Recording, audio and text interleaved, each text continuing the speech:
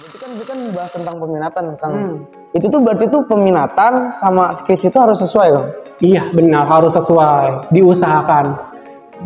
Penasaran kenapa harus sesuai? Iya, kenapa harus sesuai? Oke, baik. Kepo nih Kang. Kepo ya. Mungkin teman-teman kepo juga. Halo teman-teman teknik industri. Kita sekarang lagi ada di Potika, Podcast Teknik Industri Unsika.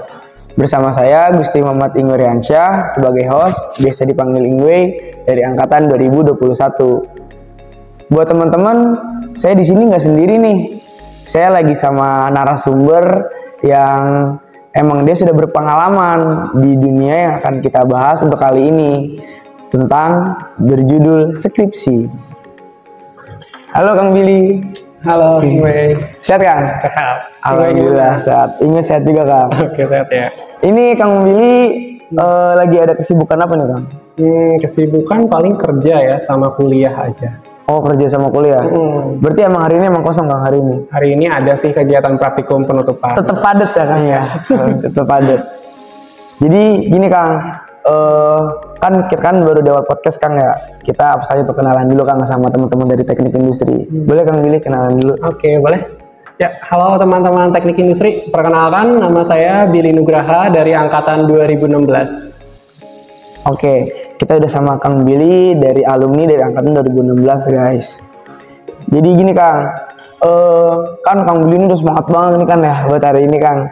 Takutnya Kang Billy tuh ada kesibukan, jadi kita mengucapkan untuk terima kasih Kang Billy datang ke sini.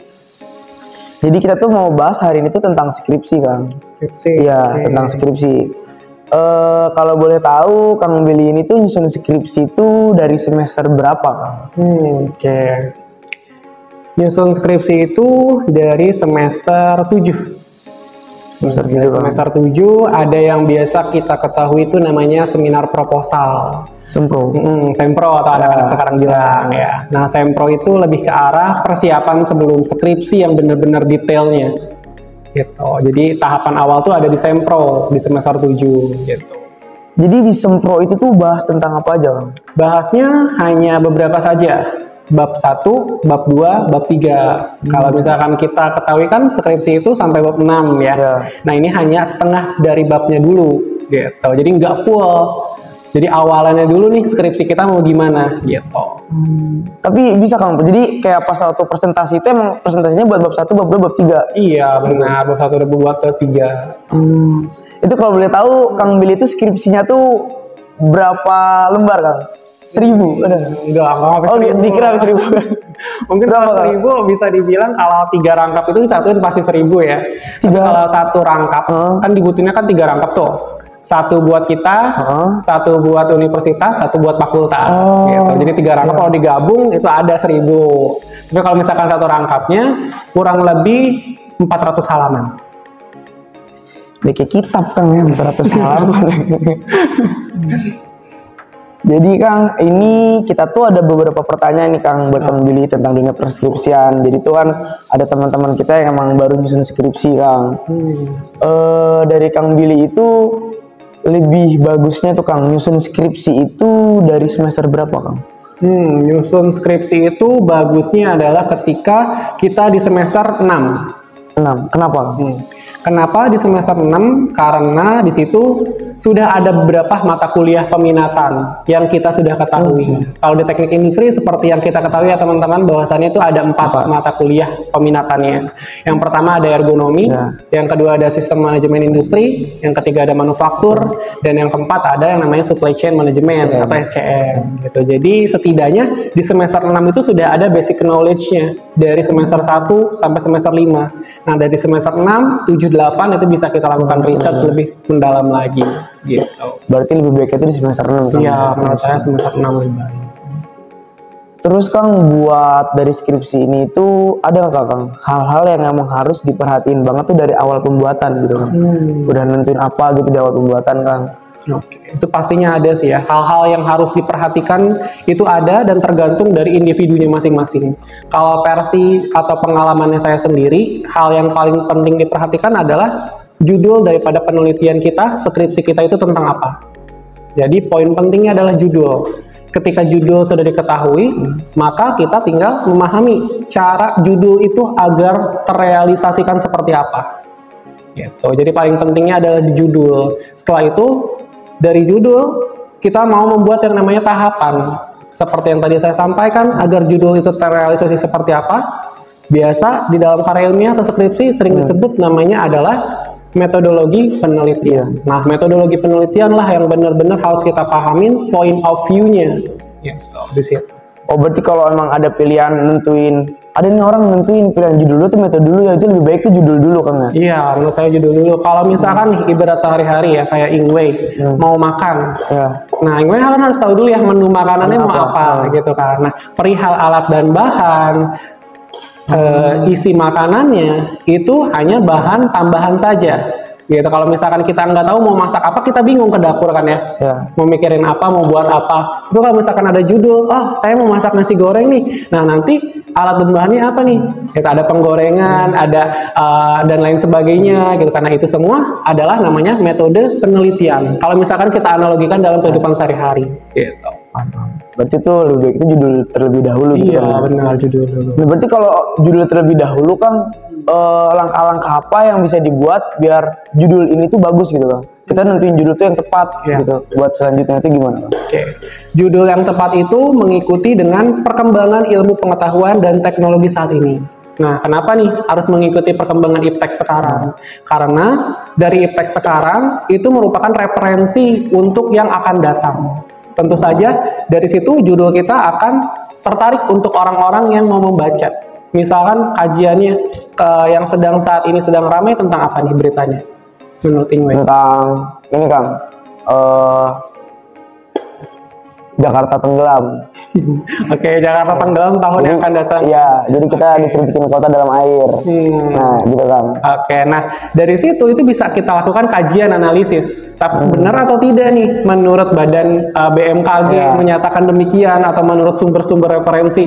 Nah, anak-anak teknik industri bisa melakukan demikian. Karena kenapa? Di situ kita ada yang namanya analisis data yang kita pelajari di mata kuliah, tepatnya peminatan di sistem manufaktur. Ada yang namanya mata kuliah statistika industri, ya ada namanya mata kuliah penelitian operasional dan lain sebagainya. Pokoknya yang kegiatannya adalah forecasting, peramalan. Benar nggak nih Jakarta akan mengalami tenggelam pada tahun sekian-sekian. Nah itu didukung dengan referensi-referensi sebelumnya, gitu. Jadi lebih mendalam. Gitu. Jadi hal itulah yang membuat judul kita tertarik untuk orang baca sesuai dengan fenomena sekarang. Kalau misalkan judulnya tentang fenomena-fenomena sebelumnya, pasti orang lain udah mikirnya, ah ini mah kuno gitu ya, ini udah lama nih, iya bosan kan, mau ngapain juga dibaca gitu. Maksudnya bukan mau ngapain juga dibaca, tapi udah banyak gitu referensinya gitu. Tapi kalau misalkan fenomena yang baru, terus Ingwei baru buat nih, dan berhasil skripsinya itu, orang pasti akan tertarik, oh iya bener nggak ya gitu kan, tahun ini akan tenggelam, tahun ini akan terjadi ini, dan lain sebagainya gitu.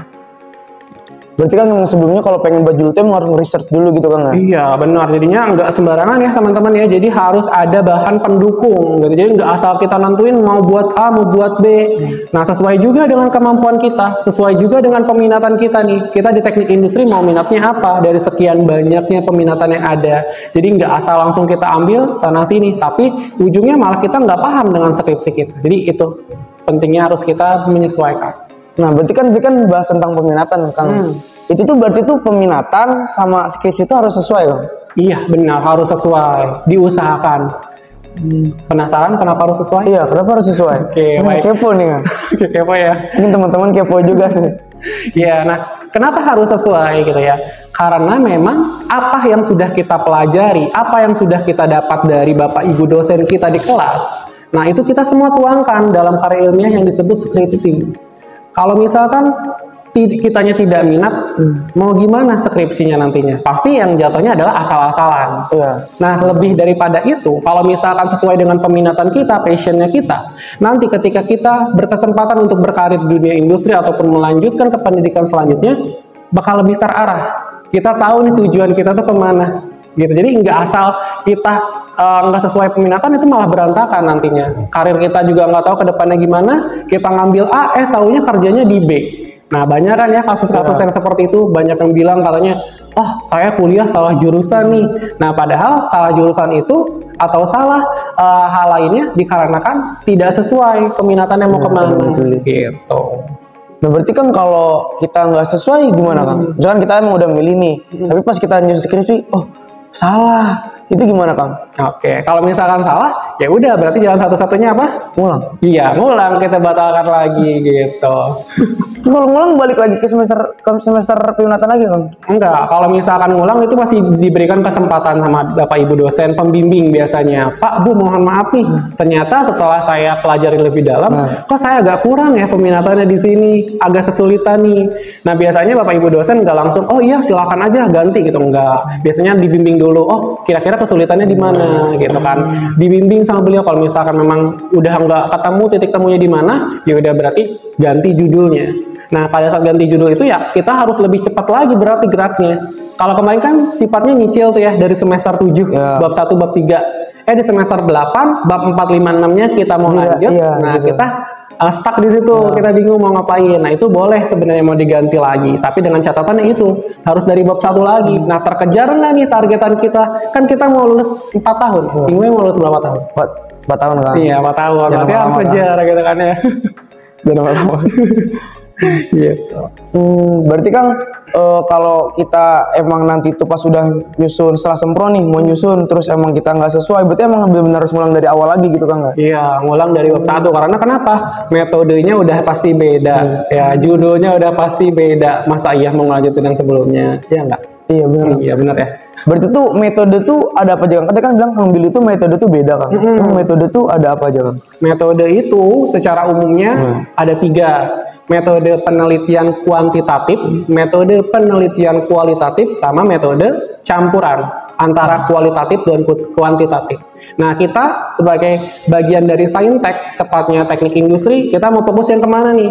Mau yang ke kualitatif atau kuantitatif atau keduanya?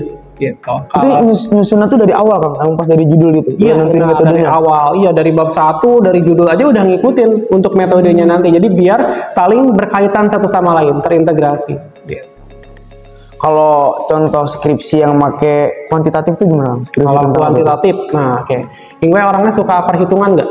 Iya lumayan Kang, suka. Nah suka ya. Nah kalau misalkan Ingwe suka perhitungan, ketika melihat skripsi orang nih banyak perhitungannya, berarti itu namanya masuknya adalah kuantitatif. Nah kalau kualitatif adalah sebaliknya. Perhitungan ada juga yang namanya teori, iya. Jadi hanya sebatas analisis teori aja nih, kajian literatur ilmiah gitu. Nah, satunya lagi udah kejawab belum yang campuran? Ya, udah kejawab Kang. Nah, itu adalah contoh dari perhitungan, ada juga yang teorinya juga. Jadi campuran disebutnya gitu. Berarti kan kalau lihat dari kesulitannya lebih kesulitan tentang kuantitatif dong Kang, kalau kayak gitu. Enggak juga, tergantung metodenya apa dulu nih. Kita fokusnya ingin mau kemana? Apakah mau ke SCM, apakah sistem manufaktur? Kan beda-beda. Iya, walaupun ada perhitungan, tapi contohnya kemarin kayak praktikum kan dapat AIW ya, walaupun ada perhitungannya. Iya, amin Kang. Amin. Terus Kang ini mau nanya Kang, di skripsi ini kan pasti ada kendala-kendala nih Kang ya. Dari awal kita di sempro itu pas Kang Billy nih, pengalaman Kang Billy. Kang Billy itu ada nggak Kang kendalanya pas Kang Billy itu mau nyusun sempro? Kendala pasti setiap orang ada ya, termasuk saya sendiri nih. Kendalanya apa? Kendalanya itu karena fokus kita pada saat semester 7 itu akan terbagi-bagi teman-teman. Karena ada yang fokus terhadap pengalaman akademik ya, pengalaman non-akademik juga gitu kan, ikutan ormawa, ikutan menjadi asisten ini itu dan lain sebagainya. Nah, hal itu yang membuat kita terhambat jadinya untuk selesai seperti teman-teman yang lainnya kupu-kupu gitu ya. Kupu-kupu apa ya namanya? Kuliah pulang. Ya, kuliah pulang mereka pada cepet nih. Tapi kalau misalkan kita yang aktif gitu ya, kayak Ingwe kan Masya Allah aktif banget ya teman-teman ya. Ya Allah. Itu kura-kura Kang? Kura-kura apa tuh? Kuliah rapat. Nah iya itu ada manfaatnya. Jadinya itu harus kita balancein nih, kita seimbangin antara kewajiban kita menyusun skripsi sama yang bukan kewajiban kita yang rapat gitu. Berarti generalnya tuh gini Kang ya, orang-orang yang emang dia kurang aktif di dunia pekerjaan tuh pasti nyusun skripsinya tuh lebih cepet. Iya, karena emang udah nggak ada pikiran beban yang lainnya kan. Beda dengan Ingwe ini ya. Ada waduh project ini belum selesai, progres ini kemana dan lain sebagainya. Please, waktu kan. Kan gitu kan. Nah, itu yang membuat terhambat sebenarnya gitu. Tapi selain daripada itu ada lagi. Contohnya seperti kita, aduh nggak lagi mood banget nih ngerjainnya gitu ya, bawaannya mau tidur aja. Karena kenapa itu bisa terjadi? Nggak punya target, nggak punya deadline gitu. Oh, berarti emang balik ke individu masing-masing kan? Individu lagi masing-masing. Tapi yang eksternal tuh yang sangat berpengaruh. Dengan siapa kita bergabung, dengan siapa kita bersirkel di dalamnya, itu yang akan mempengaruhi kita dalam pengerjaan skripsi. Gitu. Itu dari internal eksternal tuh ada Kang ya? Iya. Kalau dari pas skripsi juga ada nggak Kang kendala-kendalanya? Pengalaman Kang Billy gitu pas dulu Kang Billy mau sidang skripsi? Pas sidang skripsi. Ya. Sidang skripsi kendalanya adalah alhamdulillahnya nggak ada ya teman-temannya, dan semoga juga nggak ada nanti ke depannya. Tapi kalau misalkan yang saya ketahui kendala yang biasa sering terjadi di sidang skripsi itu, kita biasanya gugup, grogi. Karena kenapa? Karena merasa, aduh kok tegang banget nih ya suasana. Ini sekarang tegang atau enggak? Enggak kan? Enggak. Alhamdulillah enggak. Jadi ketika sidang skripsi harus seperti ini gitu, bawaannya ya santai kayak kita ngobrol discuss aja dengan dosen gitu. Tapi ada beberapa mahasiswa itu yang menganggapnya, aduh kok beda ya atmosfernya gitu. Jadinya itu yang membuat kendala itu karena kita grogi, padahal kita udah nyiapin matang-matang, kita paham bener gitu ya kalau belajar sendiri. Tapi udah ketemu sama bapak ibu dosen pembimbingnya, wah udah aduh bingung nih mau jawab apa gitu. Nah itu harus diminimalisir dengan cara apa? Diskusi terus secara berkelanjutan sama bapak ibu dosen pembimbingnya gitu. Pak, Bu, boleh izin asistensi nggak ya? Boleh izin membahas skripsi saya nggak ya? Jadi biar terbiasa. Jadi jangan sampai asistensi itu hanya udah cukup aja gitu ya, gitu doang. Kita ngobrol tentang apa gitu, cari topik penelitian ini atau mengadakan proyek ini. Jadi biar terkesannya dengan dosen pembimbing pun jadi seperti teman sendiri gitu, tapi masih ada batasannya gitu ya, teman sendiri pun gitu. Tapi serius Kang, kan kebetulan ini juga kan ikut ini Kang ya, panitia sidang akhir, tugas akhir kakak ya. Okay. Tapi emang di dalam ruang tunggu tuh ini Kang sunyi gitu ya. tegang. Pas udah selesai semua baru muncul muka-muka aslinya. Iya. Aslinya. Iya emang benar gitu sih. Nah bapak ibu dosen itu kenapa menciptakan suasana seperti itu? Agar nanti Ingwe ataupun teman-teman teknik industri lainnya udah siap dengan dunia kerja. Nah udah beda kan ya, kalau di kampus kita masih bisa ditoleransi sama bapak ibu dosennya. Kamu kenapa nih nggak masuk gitu kan? Kamu kenapa kesulitannya? Kalau di dunia kerja, waduh, Ingwe udah nggak bisa jawab apapun langsung digebrak mejanya. Nah itu gitu kan, tegang banget kan ya. Jadi hanya mencerminkan suasana yang sebenarnya akan kita masuki di dalam dunia selanjutnya itu gimana? Gitu, dunia kerja khususnya. Berarti itu kalau emang skripsi itu emang harus dibawa santai aja gitu Kang? Santai aja, tapi yang terlalu santai ya, nanti nggak kelar-kelar nih santainya. Jadi harus ada kata parameter santai itu gimana gitu. Oke Kang, ini paham Kang sekarang. Terus ingin nanya juga Kang, ini tuh Inge pernah dengar Kang ya dari kakak tingkat tinggi tuh ingin nanya. Berarti emang bener Kang kalau pengen bikin skripsi itu kita membuat 2 makalah penelitian terlebih dahulu gitu Kang? Iya benar. Itu kenapa Kang? Nah, kenapa kita buat 2 makalah penelitian? Jadi gini, makalah penelitian itu adalah hasil dari pemikiran kita terlebih dahulu sebelum diserahkan kepada Bapak Ibu dosen pembimbingnya. Karena kenapa? Kalau misalkan kita hanya satu saja, khawatirnya nanti penelitian kita ini agak kurang nih penilaiannya dari Bapak Ibu dosen, sehingga di-cancel, tidak diperbolehkan dilanjutkan. Nah, setidaknya kalau ada yang satunya, siapa tahu yang satunya masuk. Nah, baru bisa melanjutkan yang satunya. Kalau misalkan yang dua-duanya nggak masuk, gimana dong? Bikin lagi? Iya, bikin lagi, cari lagi yang baru. Iya, kayak gitu. Sampai ketemu nih yang menurut Bapak Ibu dosen yang sesuai dengan keilmuan sekarang itu apa gitu. Nah itu tuh nyesuainya tuh tentang apa Kang? Peminatan yang kita ambil atau tentang judul yang bakal kita pilih gitu? Sesuainya dengan peminatan yang Ingwe ambil, sama dosen pembimbingnya pun konsentrasinya kemana? Gitu. Kayak misalkan Ingwe dapat dosen pembimbing A, nah maka konsentrasinya harus disesuaikan dengan judul penelitian yang Ingwe tadi. Walaupun kalau misalkan tidak sesuai dengan minatnya Ingwe. Nah itu gimana caranya? Nah itu caranya harus bisa menyesuaikan dengan dosen pembimbing tersebut, yaitu dengan cara negosiasi agar peminatan kita bisa dilakukan walaupun tidak sesuai dengan konsentrasinya beliau. Gitu. Ini kan tentang makalah penelitian Kang. Terus ini juga denger juga tuh harus punya jurnal juga Kang. Ini sama nggak Kang? Makalah penelitian sama jurnal ini? Beda. Oh beda. Makalah penelitian buat nanti kita untuk skripsi. Ya. Kalau jurnal itu buat kita bisa disidang skripsikan. gitu. Itu kenapa Kang? Kenapa kita kalau pengen skripsi itu harus punya jurnal terlebih dahulu Kang? Oke. Nah, ini sebenarnya ketentuan baru nih, dimulai dari angkatan saya ya, yang pertama ya, angkatan 2016. Jadi kenapa harus ada jurnal terlebih dahulu? Sebenarnya tujuannya adalah untuk membuat si mahasiswa agar dapat lebih berpikir ilmiah. Dan selain lebih daripada itu, untuk meningkatkan reputasi universitas kita yang tercinta ini ya, Unsika gitu. Cinta banget kan ini Pak. Nah, ya tujuannya seperti itu. Jadi bukan hanya Unsika aja nih teman-teman teknik industri ya, universitas lain pun sama di luar sana. Ya, mereka harus ada syaratnya ini itu, mungkin ada juga yang tambah dengan TOEFL, dengan IELTS dan lain sebagainya. Nah, itu sebagai tambahan.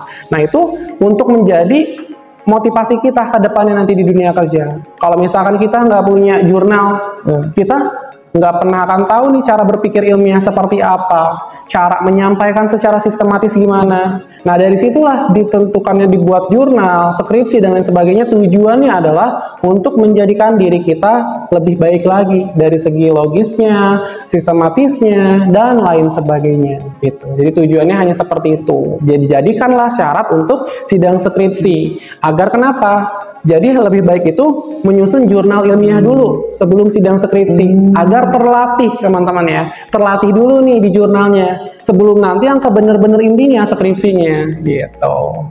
Nah pas kita bikin jurnal ini tuh dibimbing nggak Kang? Atau emang kita sendiri?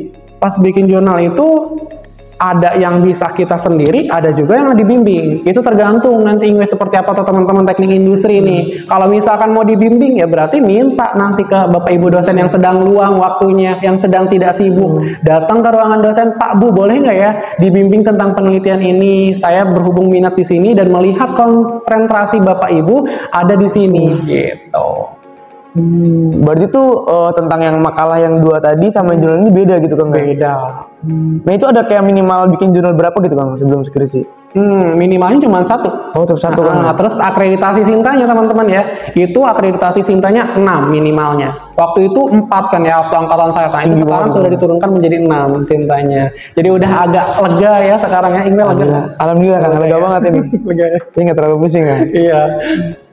Berarti itu emang harus tetap bikin jurnal Kang, itu minimal itu Sinta 6. Ya, Sinta 6. Tapi kalau emang kita bikin niat sampai bikin Sinta 4 itu lebih baik. Oh, lebih baik, malah lebih bagus nanti. Pada saat sidang skripsi nih, misalkan Ingwe kamu jurnalnya diterbit di Sinta berapa? Oh, Sinta 1 Pak. Oh ya udah nggak usah sidang skripsi gitu. Siapa tahu kan ya. Soalnya semakin kecil nilai Sinta nih, 5, 4, 3, 2, 1 itu semakin susah juga reviewernya gitu. Keren juga ini kan? Ya, keren ya. Ini Kang, ini juga mau nanya nih Kang. Ini tuh minta tips and trick dari Kang Billy. Jadi tuh ada nggak Kang kayak tips and trick itu tentang manajemen waktu nih dari kita pembuatan judul sampai seterusnya gitu Kang? Ya. Itu ada nggak Kang tips and trick dari Kang Billy sendiri? Oke, tips and trick dari saya ya teman-teman ya. Kalau dari saya pribadi cukup kitanya komitmen sih. Kita itu mau selesainya kapan nih kuliah?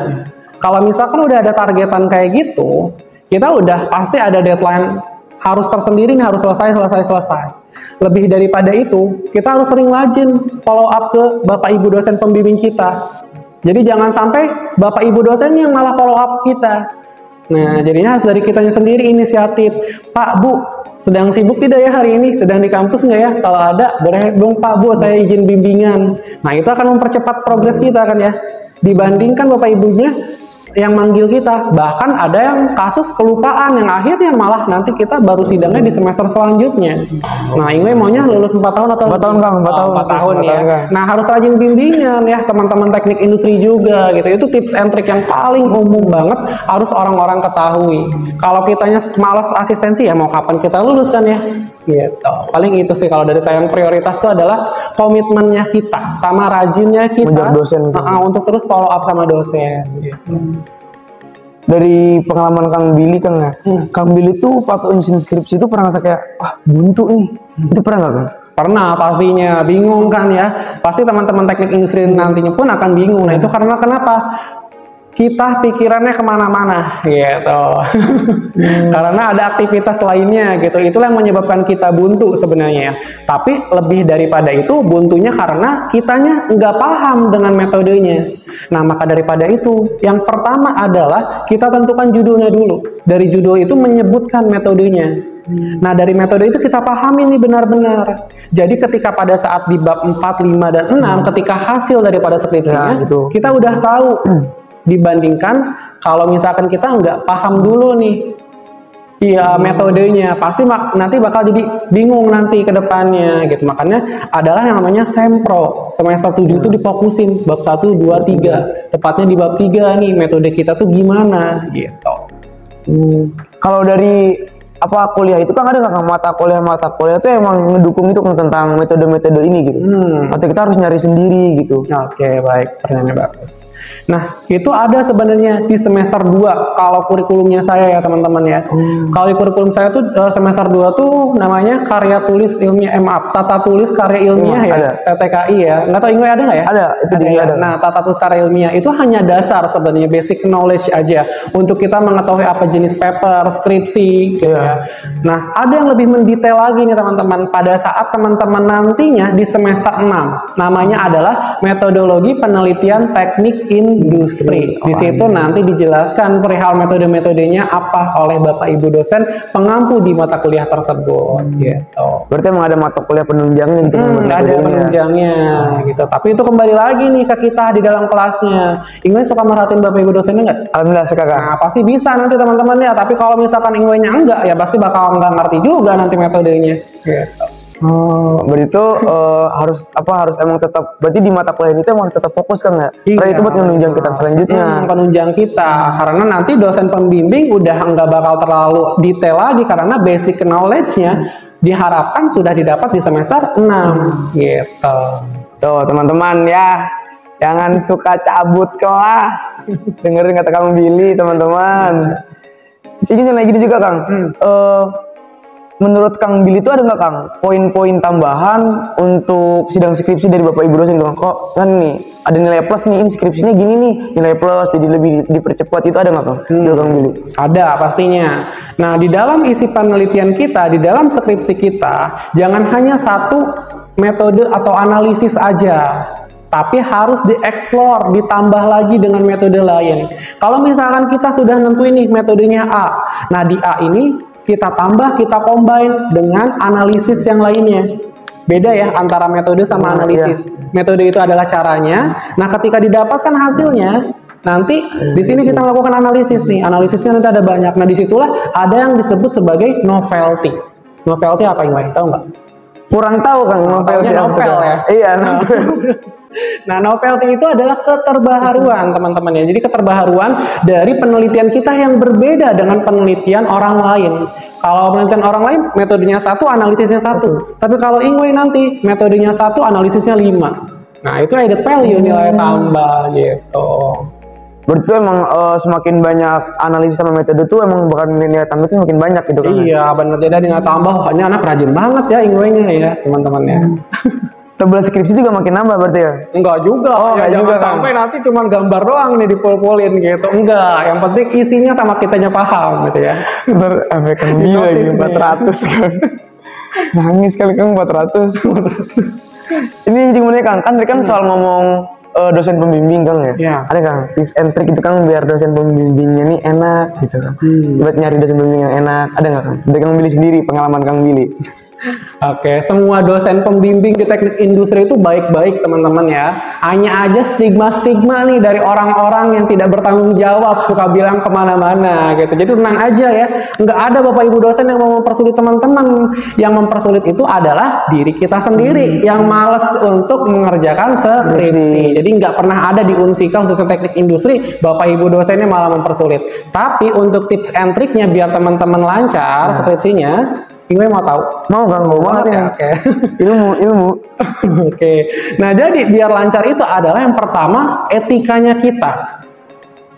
Pada saat menghubungi via personal chat nih, entah mau menggunakan sosial media apapun itu, ya pasti harus tersusun kata-katanya. Jangan sampai kayak ke teman sendiri, Pak, Bu, lagi di mana ya? Bisa asistensi nggak? Waduh, udah langsung di blacklist ya namanya ya, karena etikanya kurang. Tapi kalau misalkan Ingwe ini bilang ke akang tetehnya yang jadi asprak mungkin ya, Assalamualaikum, selamat malam, permisi Kang Teh, izin memperkenalkan diri. Nah, tersusun enak dibacanya ya, sopan juga, maaf ganggu gitu kan. Dibandingkan kayak tadi, Ingwe kemana tuh? Yang kayak tadi atau yang lebih baik?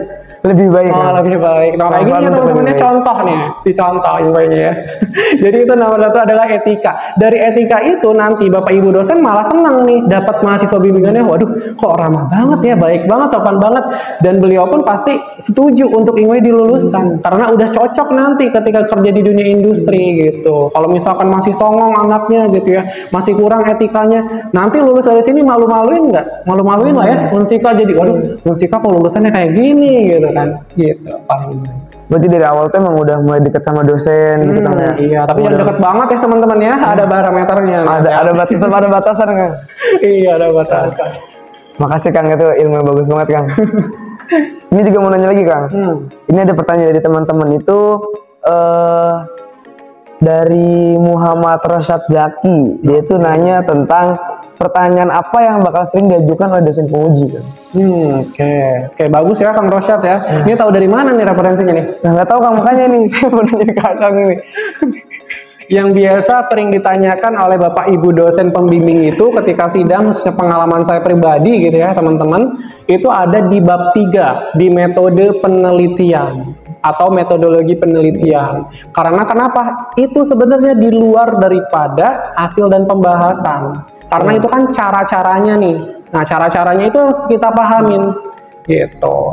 Nah, selain daripada itu adalah cara pengolahan datanya. Kita juga harus paham, jangan sampai kita kerennya pakai software A, B, C, kita bandingin, tapi kita nggak ngerti caranya gimana. Jangan-jangan itu hasil screenshotan dari Google lagi.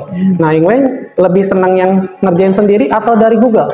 Ngerjain sendiri Kang. Ya, mungkin sendiri, Google ya. referensi Kang. Nah, referensi teman-temannya, jangan asal screenshot dari Google, tapi kita nggak tahu gitu kan ya. Nah, itu sih yang sebenarnya sering ditanyakan. Lebih daripada itu referensi nih, daftar pustaka. Jadi jangan sampai daftar pustaka juga nggak paham ya, asal masukin aja biar kelihatan banyak gitu kan. Nah, jangan kayak gitu. Nanti malah jadi kok nggak sesuai antara daftar pustaka sama bab 2-nya, bab 3-nya, 4-nya dan seterusnya gitu. Berarti itu bab 3 yang bakal sering dipertanyain. Paling sering itu bab 3 tuh. Kalau bab 2 itu namanya SOTA. Apa tuh SOTA? SOTA. Iya, so tahu lagi gue. Iya, bukan ternyata Kang. Bukan. SOTA itu singkatannya state of the art. State of the art itu adalah referensi orang-orang penelitian terdahulu yang seragam dengan penelitian kita. Disebutnya SOTA, singkatannya state of the art. Jadi ketika Bapak Ibu dosen nanya, SOTA apa? Oh, setahu ya Pak. Nah, aku suka tahu nantinya ya. Dipecat.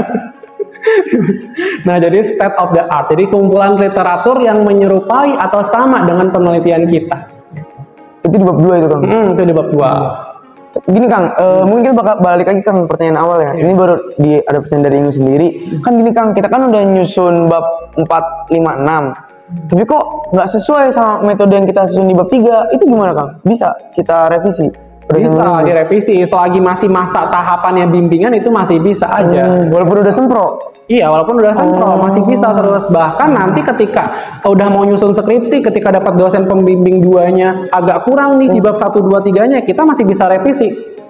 Gitu. Jadi menyesuaikan lagi gitu teman-teman ya. Juga tuh kalau udah ini dari awal lagi gitu Kang. Iya, dari awal lagi. Enggak kan ya? Enggak. Kang ini Kang, biasa Kang pas ntar kita di sidang skripsi nih Kang, ada nggak dari pengalaman Kang Billy deh, revisi-revisi apa yang bakal sering kita terima nanti gitu Kang, di bagian mana gitu? Oke, baik.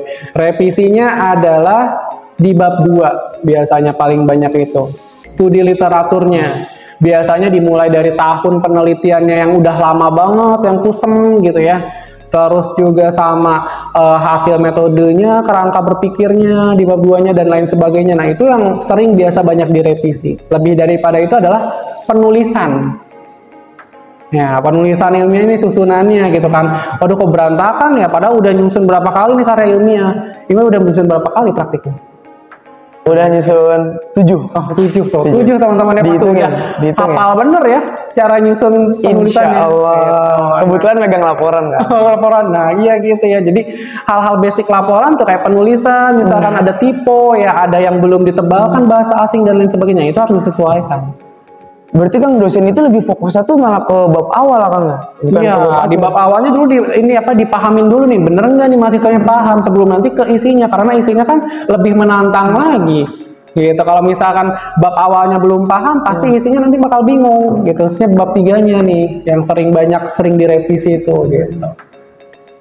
Tapi bab 4, bab 5, bab 6 tetap dikritisin gitu kan sama dosennya. Iya, tetap hasil pengolahannya bener apa enggak gitu kan, jangan sampai asal ACC taunya salah lagi pengolahannya, itu bahaya nanti buat referensi ke orangnya, malah jadi oh kata Bapak Ingwe waktu lulusan sekian adalah demikian. Nah, harus dia ini kan jadinya jadi bahan perdebatan nantinya tidak sesuai gitu. Kang, ini muncul pertanyaan. Kan kita kan udah ngelakuin bimbingan. Kenapa pas skripsi masih salah?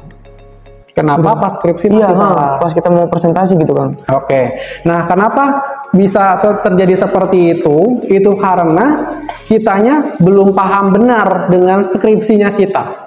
Tapi kalau misalkan kita paham benar nih ya, yang sampai beberapa ratus halaman itu, dan menjawabnya pun lancar gitu ya, dengan penuh semangat dan lain sebagainya, Bapak Ibu dosen nggak bakal ngerevisi. Asalkan kita bisa sanggah dari pertanyaannya beliau. Oh Pak, Bu, mohon maaf, menurut referensi kajian literatur yang saya baca adalah demikian-demikian. Nah, jadi bagi nanti skripsinya kita yang direvisi, itu karena kitanya kurang paham gitu ya, masih agak belum paham sebenarnya gitu. Walaupun udah bimbingan 2 kali gitu Kang. Jadi bimbingannya itu hanya fokusnya ya udah bener atau enggak gitu kan kita ya. Enggak nanya kita tuh, Pak, selain di luar daripada benar ininya, ada tidak sih yang harus saya ketahui? Nah, itu yang sering teman-teman teknik industri biasanya tuh hanya inginnya cuma ACC doang. Iya, biar cepet gitu kan. Terus gini Kang, kalau misalkan kita kan udah mau ini Kang ya, sibuk mau ngejar si target skripsi ini, tapi dosen pembimbingnya itu tuh malah ngeghosting gitu Kang, malah sibuk. Iya, itu kita kemana Kang? Atau tetap ke dosen bimbing yang sama? Oke, baik. Nah, untuk dosen pembimbing ini teman-teman ya, ada 2 nih. Jadi jangan khawatir ketika yang satu ghosting itu apa ya? Ghosting tuh cabut-cabutan kan? Cabut-cabutan namanya. Aduh, kayaknya di teknik industri nggak ada sih yang kayak gitu ya. Malah kita yang cabut-cabutan ya, kita hilang kabar. Nah, itu kalau misalkan terjadi masalah itu, dosbing satunya ngeghosting kita konsultasi ke dosbing 2. Pak, Bu, baiknya seperti apa ya gitu, saya bingung nih, sedangkan saya punya targetan mau lulus dalam waktu sekian. Nah, nanti insya Allah pastinya bakal dibantu sama dosbing 2-nya. Kalau misalkan dosbing 1-2-nya juga ngeghosting juga, nah udah berarti jalan satu-satunya adalah ke Korprodi gitu, atau tidak ke wali dosennya kita untuk baiknya seperti apa gitu kalau kasus seperti ini gitu. Itu mungkin terjadi ya. Kemungkinannya terjadi, tapi hanya beberapa persen aja. Itu biasanya malah yang terjadinya pada mahasiswanya yang ngeghosting dosennya hilang gitu biasanya. Ini suka hilang nggak waktu praktikum? Enggak. Oh, enggak. Hadir terus. Oh, hadir, iya benar. Alhamdulillah. Jadi ngeghosting asprak lagi nih jadinya. Jadi malu. Terus gini Kang, ini kan dosen pembimbing kan ada 2 Kang ya? Iya, ini kalau pendapat mereka beda, itu gimana Kang? Pendapat itu mungkin nggak Kang? beda. Iya, jadi misalkan dari dosen A ini harus ngelakuin A, dosen B harus ngelakuin B. Itu gimana Kang? Itu mungkin terjadi kan Kang? Kemungkinan terjadi juga ada, tapi kecil ya teman-teman ya, karena biasanya dosbing 1 itu dipilih sesuai dengan peminatannya kita, mau dengan siapa. Nah, kalau dosbing 2 itu nanti menyesuaikan dengan judul penelitiannya kita apa. Gitu. Jadi pastinya nggak akan terjadi kalau misalkan perbedaan pendapat tadi. Kalau perbedaan pendapat itu terjadi itu hanya dari isinya yang kurang lengkap biasanya. Tapi kalau memang benar-benar bisa langsung isinya atau caranya kurang sesuai atau tidak sama dan beda pendapat, jalan satu-satunya adalah kita harus bertemu secara langsung bersamaan nih dengan dosbing 1, 2 dan kitanya sendiri gitu. Jadi Pak, Bu, mohon maaf di sini saya izin konfirmasi baiknya seperti apa ya Pak, Bu, soalnya saya agak bingung, pendapat Bapak gini, pendapat Ibu begini, baiknya seperti apa gitu, mohon arahannya. Nah, dari situ Bapak Ibu dosen pasti akan berdiskusi juga gitu. Khawatirnya kenapa ke kitanya bilang A harusnya B dari dosbing ini, nah kitanya kurang beliau yang belum komunikasi, jadinya miskom mungkin ya, terjadi seperti itu. Gitu. suka denger gitu Kang dari cutting gitu. Suka salah miskom gitu dari dosen pembimbing 1, dosen pembimbing 2. Oh karena emang miskom dari cutting sendiri sama dosen pembimbingnya Kang ya. Dengar dari cuttingnya ini ya yang jelek-jeleknya ya. Yang didengar kebetulan itu dong Kang, denger kan. Belum denger yang bagus-bagus. Jadi tuh serem gitu skripsi kan. Nah itu teman-teman ya, nggak serem teman-temannya. Makanya diskusi sama cuttingnya pilih-pilih, jangan yang nakut-nakutin cuttingnya ya. Harus yang memberi semangat gitu kan. Jadi jangan sampai kayak ini udah pesimis dulu. Tapi enggak lah ya. Nggak pesimis Kang, optimis ini. Semangat dia mah ya. 4 tahun. Amin 4 tahun. Nah, ini juga menurutnya Kang, kan ngomongin skripsi Kang ya. Ada nggak sih Kang alur pembuatan skripsi Kang? Kan ini kita kan ada kerja praktek kan, itu berhubungan nggak sama skripsi? Oke, bisa dibilang itu berhubungan. Kalau misalkan kitanya nggak mau kerepotan teman-teman, di semester 5 atau 6 kan kita sudah bisa mulai magang atau KP lah istilahnya kerja praktek.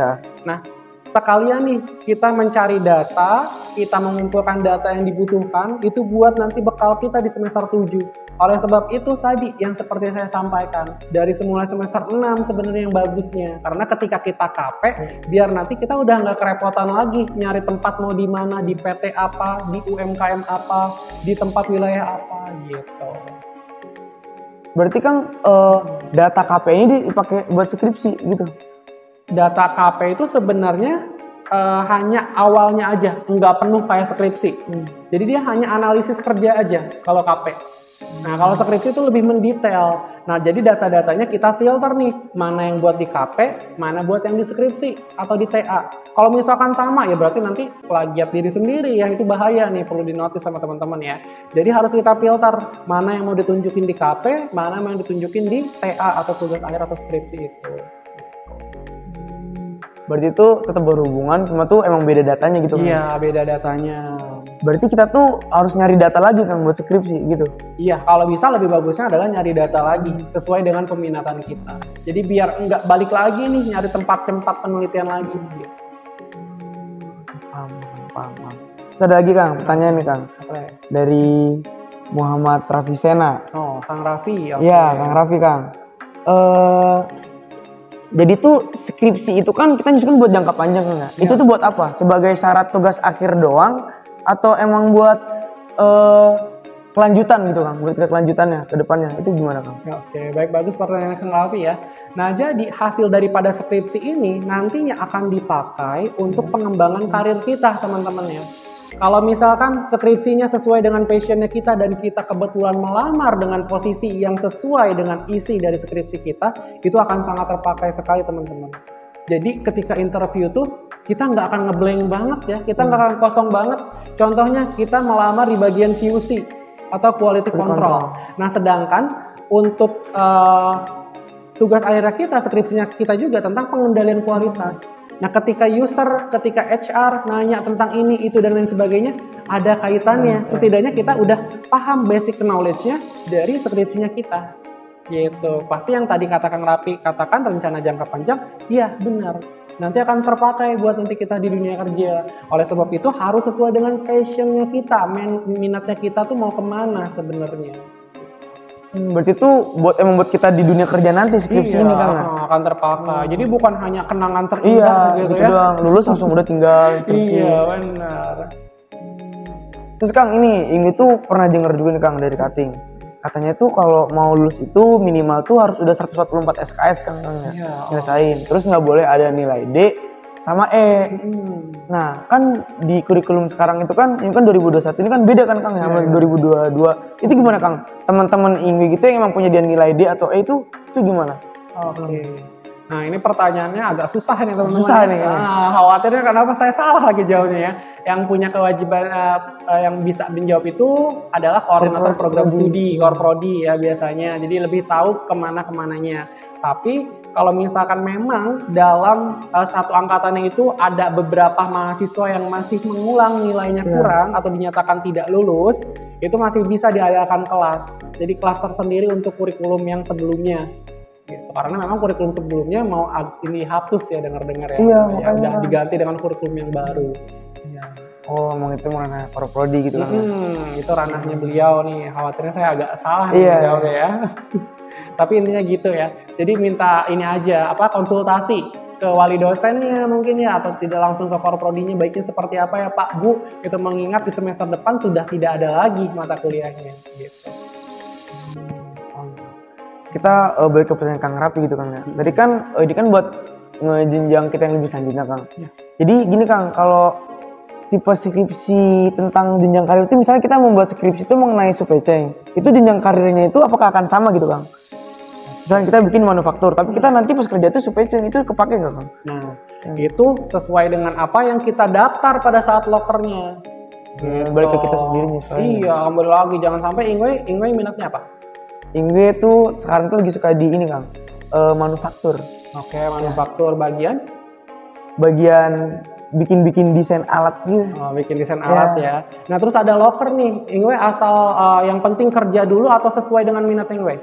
Kalau dari Ingwe pribadi Kang, Ingwe tuh kayak pengen kerja dulu gitu Kang. Oh, berarti nggak sesuai, yang penting dapat kerjaan aja gitu ya? Enggak, soalnya tuh dapat kerjaan itu buat pengalaman Ingwe selanjutnya. Ingwe pengen tuh kayak gitu. Okay. Nah, jangan sampai nih berhubung udahlah yang mana aja langsung lamar, jangan sampai nanti malah masuknya ke perawatan lagi ya, beda kan. Tadi katanya manufaktur katanya Ingwe butuh kerjaan langsung, jadi ke perawatan, yang penting kerja katanya kan ya. Nah, pasti itu dari kitanya sendiri yang agak kurang sesuai pemilihan kerjanya gitu ya. Jadinya kalau misalkan skripsinya kita SCM terus juga peminatan kita SCM, maka cari loker-loker yang tentang SCM. Jadi jangan sampai ke perawatan ya Ingwe ya. Jauhan kan perawatan kan. Oh, berarti emang harus sesuai Kang ya? Iya, benar, harus sesuai. Kalau enggak ya nanti bingung kayak gitu. Salah jalan. Oh. Berarti tuh tapi kalau nanti kita dapetnya di emang beda tuh gimana Kang? Itu skripsi tetap kepake nggak? Atau emang kita tapi beda cuma kurang paham gitu di dalam bidangnya? Oke, baik. Skripsi itu terpakai atau tidaknya, yang penting ada di luar daripada peminatan sebenarnya itu, yaitu menjadikan kita seorang yang berpikir ilmiah gitu, yang diharapkan seperti itu, terus menyusun rangkaiannya sistematis, terukur dari bab 1 sampai dengan bab 6, terus cara kita menyampaikan seperti apa dan lain sebagainya. Nah, itu sebenarnya skripsi itu. Nah, lebih daripada itu seperti passion, minat, isi dan lain sebagainya, itu menyesuaikan dengan kita nanti ke depannya seperti apa. Kalau misalkan terpakai atau tidaknya, itu kembali lagi kepada individunya masing-masing. Ya pasti akan terpakainya adalah pengalaman apa sih yang sudah didapatkan pada saat penyusunan ataupun penulisan skripsi. Nah, itu yang dipakainya sebenarnya gitu. Kalau misalkan memang berbeda, ya berarti kita belajar lagi ilmu yang baru gitu ya, dengan pekerjaan yang sesuai dengan kitanya gitu. So, Kang, ini si skripsi ini tuh bisa ditaruh di CV nggak Kang? Bisa ditaruh di CV, malah bagus, malah teman-temannya kalau nggak dimasukin nanti dikira wah ini orang ngerjain skripsi apa enggak gitu ya. Jadi skripsi itu bisa ditulis ke dalam CV gitu kan? Bisa, dengan judulnya apa, dengan nilainya berapa gitu ya. Jadi sebuah penghargaan kepada diri kitanya. Siapa tahu nanti ketika skripsinya tentang SCM dan kita kebetulan ada koneksi itu gitu kan, ya, tentang SCM, ini kok penelitiannya menarik nih gitu kan, bisa nih jadikan project di perusahaannya beliau gitu kan, nanti dipanggil dalam koneksi itu gitu. Terus yang nanya Kang, ini mulai tentang dunia kerja nih Kang. Okay. Kalau menurut Akang tuh branding dari kita dari sebagai mahasiswa nih, itu tuh ada nggak Kang tips and trick itu tuh branding dari kita biar kita tuh di jenjang karir itu akan lebih baik untuk kedepannya? Branding dari kita ya. Yang pertama dari mahasiswa itu, khususnya teman-teman nih teknik industri, perbanyak melakukan sertifikasi ya, mencari seperti kursus dan lain sebagainya gitu. Jadi jangan takut teman-teman ya, ketika uang yang kita punya kita investasikan pendidikan, karena investasi pendidikan itu saya rasa akan selalu bermanfaat gitu ya untuk kita. Nah, untuk branding itu sebenarnya gimana caranya kita melakukan show up ya di media-media sosial yang memang untuk adanya informasi-informasi loker. Dari situ orang-orang bisa mengetahui apa saja yang sudah didapatkan sertifikasinya, apa saja yang sudah didapatkan prestasinya dan lain sebagainya, sehingga muncullah branding kita seperti apa. Gitu. Jadi sering kita melakukan posting nih, bukan berarti kita melakukan posting di sosial media kita tuh menunjukkan ke seseorang kita tuh sombong, bukan ya, tapi itu sedang membangun brandingnya kita agar semua orang tuh tahu, oh orang ini tuh ahlinya di sini. Siapa tahu kalau misalkan beruntungnya adalah ketika teman kita kerja di salah satu perusahaan dan kebetulan perusahaan itu sedang mencari yang sesuai dengan kualifikasinya kita yang ngerjain, nanti teman kita malah mempromosikan ke rekruternya. Pak Bu saya punya temen nih gitu, berdasarkan hasil postingannya gitu, banyak pengalaman-pengalaman tentang ini. Nah muncul branding itu dari kita sering melakukan posting terhadap penilaian apa nih yang sudah kita dapatkan gitu. Nah tadi kan Kang bilang kan tentang sertifikasi Kang ya. Terus kan ada nih temen Inge Kang, dia itu tuh kayak lagi gencar-gencar tuh buat nyari bikin artikel, jurnal waktu dia mahasiswa. Ada juga temen Inge emang dia tuh nyari sertifikasi. Terus pas dia nanti nyari lowongan gitu kan, itu lebih dipilih tuh yang bagian mana Kang? Emang di CV-nya banyak tentang jurnal atau buat sertifikasi? Oke, baik. Nah itu keduanya pasti dipilih dengan catatan apa yang kita lamar gitu. Kalau misalkan sertifikasinya banyak yang udah dikumpulin sama kita dan kebetulan lokernya juga sama dengan apa yang kita kumpulin sertifikasinya, itu pasti bakal dipanggil juga. Tapi kalau misalkan lokernya nggak sesuai dengan sertifikasi, kita sertifikasi tentang ABC, tentang teknik industri, tahu-tahunya tentang yang lain, iya kayak gitu. Nah itu, iya gimana nyambungnya kan? Pastinya nggak bakal dipanggil-panggil. Nah tentang jurnal artikel ilmiah, ya jurnal artikel ilmiah tentang apa dulu, sesuai enggak sama dengan yang dilamarnya, gitu. Jadi kembali lagi sebenarnya apa yang sedang dikerjakan dan apa yang sedang dikumpulkan. Berarti itu emang setiap orang itu emang nggak apa-apa Kang ya, buat menulis CV itu lebih baik. Iya gitu. lebih baik. Jadi jangan kosong-kosong amat ya. CV-nya Ingwe berapa emang? Berapa halaman? Satu Kang. Satu halaman. Nggak kayak Kang Billy Kang. Satu halaman kayaknya padat banget nih ya. Cuman pura-pura teman-teman kayaknya ya. Sampai hurufnya kecil-kecil kan di CV gitu, iya, sampai nggak muat gitu. Nah berarti Ingwe harus apa nih biar mulai membrandingkan diri? Posting. Nah ya postingnya posting apa nih? Jangan asal posting. Oh posting ini lagi ngapain gitu. Yang Posting gimana ini Kang? Tentang sertifikasi apa yang udah didapatkan. Jadi bukan branding activity ya. Malah nanti jadi vlogger nih dia teman-teman ya. Bukan, jadi kalau misalkan Ingwe udah dapet apa di sertifikasi, nah nanti posting di IG. Jadi bukan sedang makan, oh teman-teman saya sedang makan, minum. Beda ya? Nggak fokus Kang, Kang Billy minum dulu Kang. Ini lagi nggak fokus ini Kang. Oke, kita minum dulu teman-teman ya. Butuh aku Kang, baru fokus lagi nih.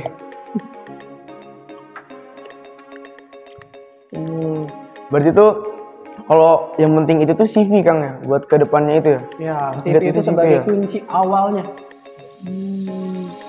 Nah, terus Kang, kalau emang hubungan skripsi sama CV ini Kang, terus ini banyak Kang, misalkan itu skripsi, terus tapi itu tentang jurnal-jurnal yang kita pakai itu tuh beda Kang sama yang di skripsi itu Bang, misalkan gini, di skripsi kita tentang SCM, tapi jurnal-jurnal itu tentang manufaktur, itu Kang yang emang kita buat waktu kita kuliah sebelum peminatan. Itu pas dilihat sama si tempat kerja ini tuh si skripsi doang atau sama jurnal-jurnal? Keduanya. Walaupun emang beda Kang? Walaupun emang beda, iya. Karena kenapa? Di situ menandakan kita sebagai orang yang mau belajar akan hal baru gitu. Nah, Ingwe ini berarti contohnya adalah orang yang senang belajar hal baru teman-teman ya gitu. Ini Kang ada juga gini Kang, CV tentang magang. Kita pernah magang di mana? Magang, oke. Iya. Terus teman Ingwe setelah gini dia suka magang Kang. Magang tuh banyak gitu Kang. Itu tuh lebih bagus yang emang ada sertifikasi atau emang suka magang yang dilihatnya gitu dari PT-PT? Keduanya bagus, tapi yang lebih bagusnya adalah magang. Karena langsung kita praktik langsung di dunia kerja, di tempat kita beradaptasi nih dengan culture-nya perusahaan gimana, ya dengan kita melakukan relationship dengan orang-orang di sekitarnya gimana. Itu yang paling bagus adalah magang. Kang Billy waktu kuliah magang juga Kang? Magang, pastinya kan ada KP ya teman-temannya. Ini perasaan nggak magang atau magang? Ini tuh magang nanti Kang. Iya belum. Masih semester 5. Oke. Berarti mau magang atau enggak? Mau magang Kang. Iya, harus magang ya teman-teman juga ya. Harus magang. Kang Billy tuh magang di mana aja Kang? Magang saya di PT Summit Adia Winta Indonesia. Itu waktu semester? Waktu semester 6. Gitu. Jadi semester 6 ketika dibuka magang saya melamar di situ. Terus di PT Indo Barat Rayon CS2 Plant sama PT Pupuk Kujang. Gitu. Jadi ada beberapa PT yang saya lakukan internship.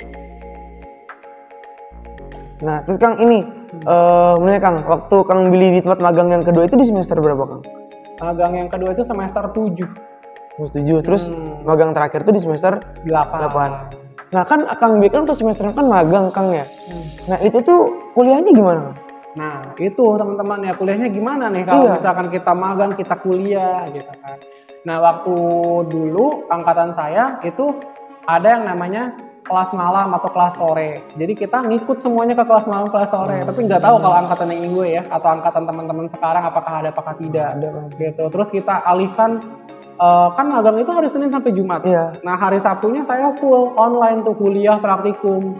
Jadi itu membantu banget teman-teman ya kalau misalkan ada jam malam gitu kan. Terus di hari Sabtu juga karena kenapa?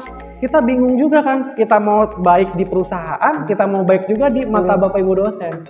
Gitu. Itu offline kan? Offline, waktu dulu offline semua, nggak ada online. Di Unsika bisa kan malam gitu?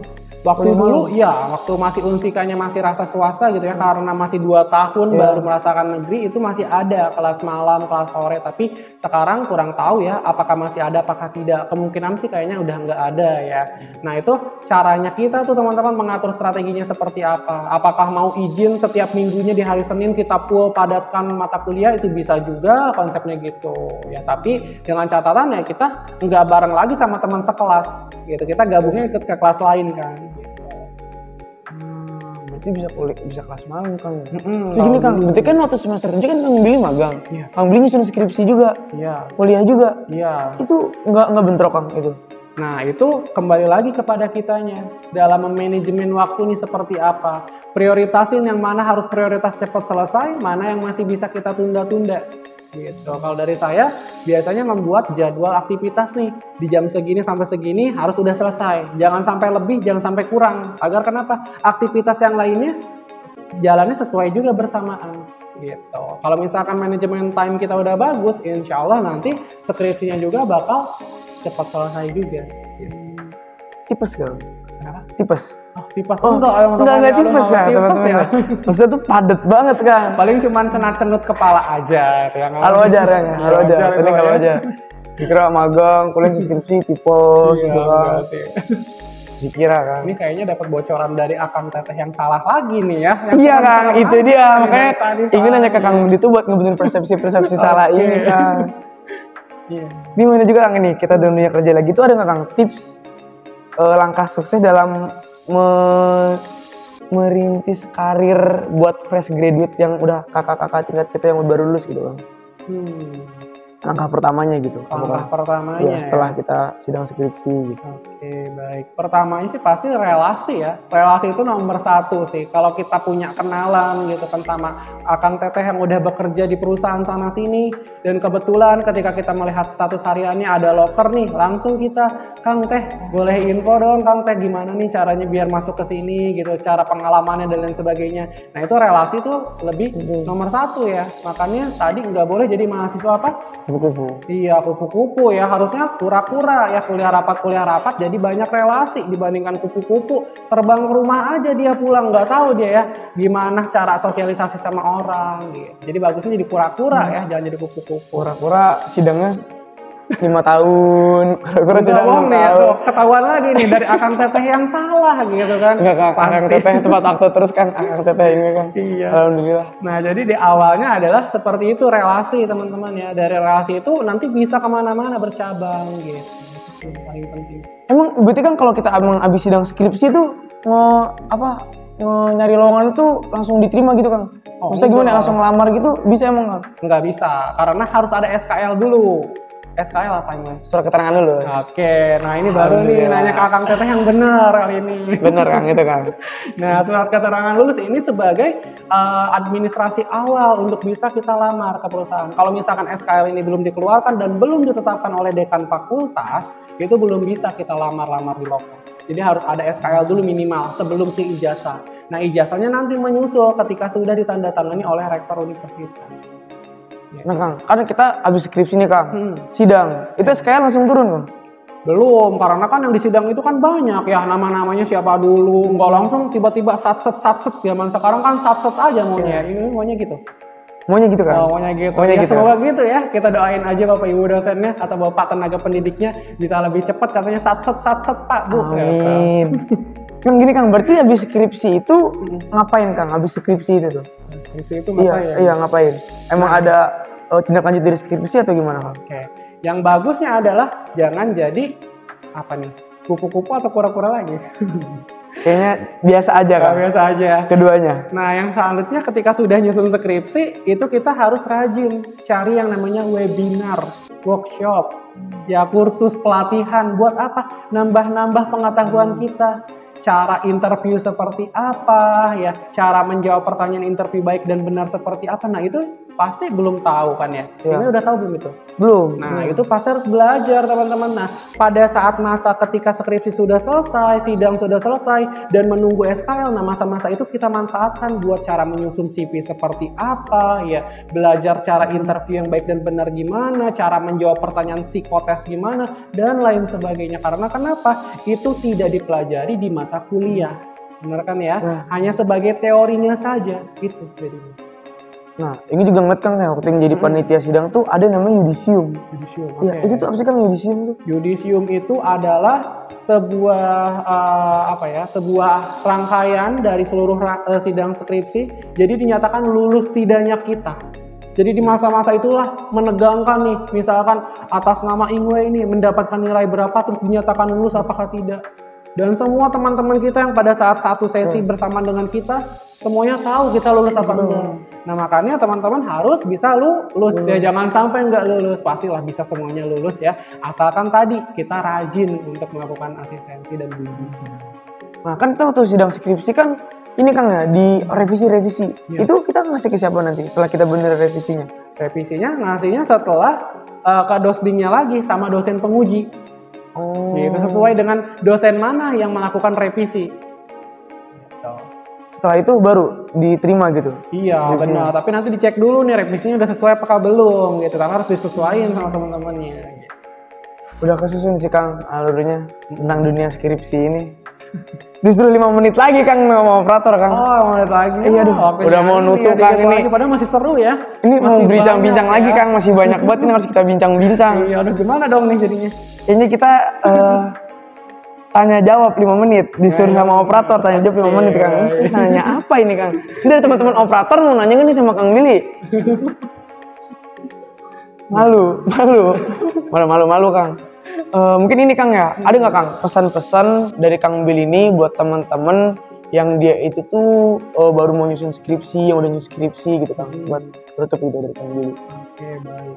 Pesan dari saya untuk kita semua gitu ya, untuk teman-teman khususnya di teknik industri, cobalah untuk terus rajin membaca, terutama metodologi penelitian. Karena metodologi penelitian itu merupakan rangkaian yang agak sedikit berbeda tentang hasil dan pembahasan deskripsi kita. Gitu, karena itu ada bukunya tersendiri teman-teman. Kalau misalkan teman-teman lihat nih suka ada iklannya, suka ada namanya buku metodologi penelitian. Nah kita itu mau masuknya kemana?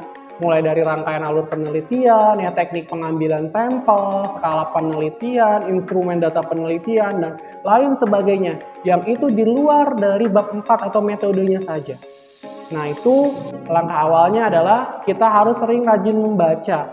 Tanpa membaca kita akan bingung. Kalau misalkan teman-teman malas baca buku, kita gunakan handphone atau smartphone ya. Nah untuk menyesuaikan dengan kebiasaannya dari teman-teman itu sendiri seperti apa. Kalau misalkan tidak sampai baca banget, ya pasti nanti bakal kesulitan menyusun skripsinya. Dan lebih daripada itu, harus rajin juga ya bimbingan sama dosen, melakukan asistensi, melakukan pertemuan, agar kita tahu nih, kita itu masih kurangnya di mana, tidak sesuainya dari mana. Kalau misalkan kitanya diem-diem aja gitu ya, nunggu orang mendeketin kita, ya nggak mungkin. Jadi harus ada inisiatif dari kitanya sendiri. Nah dari hal itulah nantinya akan membuat kita dalam penyusunan atau pembuatan skripsinya lebih cepat. Kalau misalkan itu tidak dilakukan semua, ya berarti teman-teman udah dinyatakan tidak punya target. Jadi semuanya itu kembali lagi targetnya teman-teman mau lulus kapan kuliahnya. Begitu mungkin ya kurang lebihnya Ingwe ya. Mungkin dari Ingwe ada yang ingin ditambahkan? Ini Kang dari Ingwe sendiri tuh intinya itu buat teman-teman yang pengen emang mau nyusun sidang skripsi, lagi sidang skripsi itu emang harus sering baca gitu kan tentang metode penelitian ya. Karena itu bisa menunjang skripsi selanjutnya yang bakal dia susun gitu kan. Ini kan kita udah disuruh ditutup Kang sama operatornya nih Kang. Kalau lagi asik banget Kang nanyanya ini. Masih banyak ya. Masih banyak banget nih Kang pertanyaan yang belum dibaca. Iya Kang. Jadi dari Ingwe sendiri Kang yang ngucapin terima kasih banyak buat Kang Billy udah ngeluangin waktunya Kang di sini dengan kesibukan Kang Billy gitu Kang masih mau terima undangan dari HMTI menemukan podcast tentang skripsi ini. Terima kasih banyak Kang, ilmunya itu sangat bermanfaat banget buat teman-teman teknik industri. Buat saya pribadi juga, buat Inge pribadi tuh ini ilmu yang mengubah persepsi buruk gitu Kang tentang dunia skripsi ini. Jadi dari Inge sendiri sekali lagi tuh mau mengucapkan terima kasih buat Kang Billy. Inge selaku host pamit undur diri. Wassalamualaikum warahmatullahi wabarakatuh. Dadah teman-teman.